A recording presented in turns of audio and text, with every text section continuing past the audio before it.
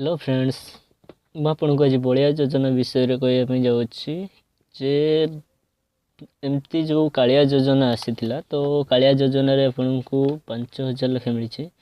ତ କାଳିଆ ଯୋଜନା ପରେ ଏବେ ଆସିଛି ବଳିଆ ଯୋଜନା। ତ ଆପଣଙ୍କୁ ଏଥିରେ ବଳିଆ ଯୋଜନାରେ କି କୌଣସି ବି 5,000 ଲେଖା ପଇସା ମିଳିବାର ଚାନ୍ସ ହିଁ ନାହିଁ। ଏଥିରେ କ'ଣ ନା ଆପଣଙ୍କୁ ବାଇକ୍ ମିଳିବ, ତା ବି ଋଣ ଆକାରରେ।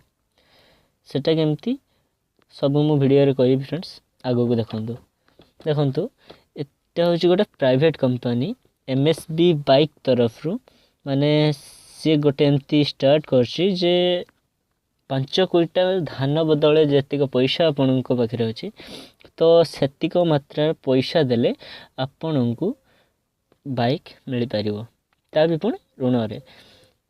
ଫ୍ରେଣ୍ଡସ୍, ଆମ ରାଜ୍ୟର ମୁଖ୍ୟମନ୍ତ୍ରୀ ଯିଏକି ନବୀନ ପଟ୍ଟନାୟକ, ଆମ ଚିଫ୍ ମିନିଷ୍ଟର, ତ ସିଏ କ'ଣ କାଳିଆ ଯୋଜନା ବାହାର କରି ସବୁ ଚାଷୀ ଭାଇମାନଙ୍କୁ 5,000 ଲେଖାଏଁ ଟଙ୍କା ଲେଖା ଦେଇଛନ୍ତି। ତ ବଳିଆ ଯୋଜନାରେ ବି ଠିକ୍ ସେମିତି, ହେଲେ 5,000 ନୁହଁ, ଆପଣଙ୍କୁ ଏଠି କେବଳ ମାନେ ମିଳିବାର ନାହିଁ, ଏଠି ଆପଣଙ୍କୁ ଋଣ ଆକାରରେ ଦେବା ପାଇଁ ପଡ଼ିବ MSB ବାଜାଜ ତରଫରୁ। ଏଇଟା ଗୋଟେ ହେଉଛି ମାନେ ବାଇକ୍ ଆପଣଙ୍କୁ ଋଣରେ ମିଳିବ।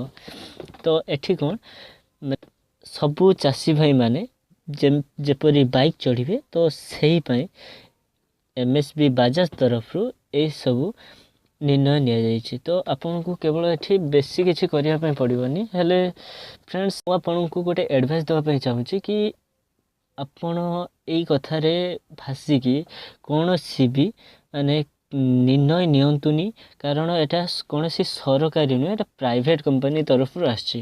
ଆଉ ଦ୍ୱିତୀୟରେ ଏଟା ମାନେ କୌଣସି ବି ବାଇକ୍ ଦେବା କିମ୍ବା ନେବା, ତ ସେଟା MSB ବାଜାଜ ଉପରେ ନିର୍ଭର କରେ, ହେଲେ ଏଟା କୌଣସି ସତ୍ୟତା ଏଥିରେ ନାହିଁ। ତ ମୁଁ ଆପଣମାନଙ୍କୁ ରିକ୍ୱେଷ୍ଟ କରିବି ଯେ ଆପଣ କାହାରି କଥାରେ ଭାସିଯାଇ ବଳିଆ ଯୋଜନା ଉପରେ ବିଶ୍ୱାସ କରି ଆପଣ ଯେଉଁ ଲୋଗୋ ଦିଆଯାଇଛି, ମାନେ ସବୁ ଚାଷୀ ଭାଇମାନେ ଚଢ଼ିବେ ଏବେ ବାଇକ୍, 5 କୁଇଣ୍ଟାଲ ଧାନ ମୂଲ୍ୟରେ ପାଇବେ ବାଇକ୍ ଋଣ।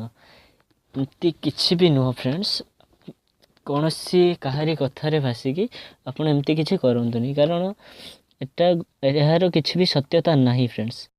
ଆଉ ଯଦି ଆପଣମାନଙ୍କୁ ଏଇ ଭିଡ଼ିଓ ଭଲ ଲାଗିଥିବ, ତାହେଲେ ଆପଣ ମୋ ଚ୍ୟାନେଲକୁ ଲାଇକ୍, ସବସ୍କ୍ରାଇବ୍ ଆଣ୍ଡ ଅଧିକରୁ ଅଧିକ ସେୟାର କରନ୍ତୁ। ଆଉ ଆପଣ ଲାଇକ୍ କଲେ ମୋର ପ୍ରେରଣା ବଢ଼ିବ ଭିଡ଼ିଓ କରିବା ପାଇଁ। Okay friends, thank you.